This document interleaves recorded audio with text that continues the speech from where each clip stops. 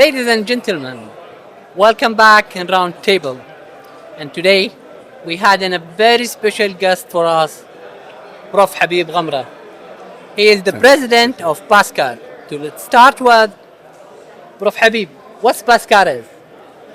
Okay, Dr. Ra'ad, thank you very much for inviting me, and thanks to GIS colleagues for the kind invitation. It's not my first time here, and I am really glad to see GIS Congress getting bigger and bigger beyond our expectations. So congratulations, first of all.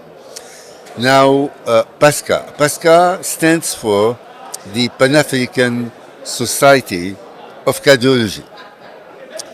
It gathers theoretically 55 countries, but in practice we do have 28 national societies, and the other members are affiliated members and countries with no national societies yet, and hopefully in the near future we will try to have 55 national societies. That's amazing, really. And that takes us to another point, which is actually you start with, you are one of most prestigious guests every year. Where you feel it's different this year in relation to the annual GIS? GIS, first of all, is getting bigger, which is really important in terms of attendance. But in terms of scientific content, now it's touching more profoundly all areas of intervention, from structural to coronary, of course, to more than to peripheral, and give the opportunity for participants from not only from the region but from around the world to share their expertise and their clinical cases. And the session that I participated in this morning was a real international session with sharing of experiences from many areas of the world. So this is really Maybe, great. Prof, this is one of the corner for this relationship and partnership which we are establishing with PASCAR. From this point, what do you think actually the fields or the task that the collaboration between GIS and PASCAR will actually give in the near future? Yeah, thank you very much for this question. You must know that the African community is in need of the support from experts from around the world, from the Gulf area, of course, but from the rest of the world, because many basic interventional procedures are not available. And let me tell you, even cath labs are not available in many African countries. Something really would surprise you that we do have in few African countries cath labs, but without operators.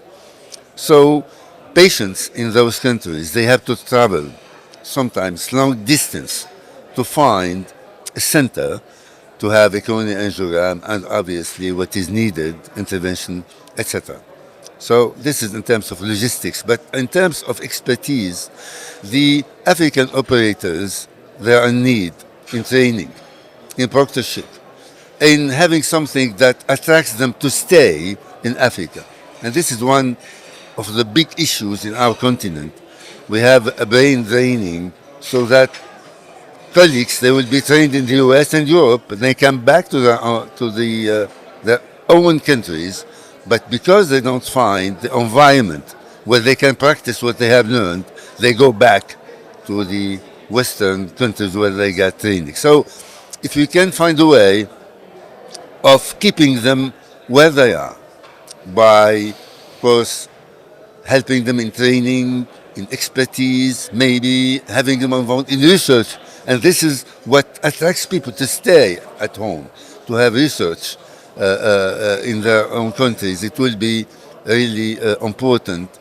I would suggest, and this is a great opportunity, if you can put that in writing with GIS and write an MOU between PASCAR and GIS, where we can mention our shared mission and the areas where we can have the support of the GIS in Africa. That's amazing. And actually, I believe during this festival of GIS, already like an 8 to 10 memorandum of understand already established with the societies, and I believe that the Pan-African Society of Cardiology will be one of them. And I like the idea that you just mentioned now, that the collaboration is not just the conferences, it's something behind the conferences, actually helping the people in the field and the community of them. Now, what's the age actually of the Pan-African Society of Cardiology? It's established already a long time before, right? It was established many years ago. Maybe 30 years ago. Wow. Yes. Interesting.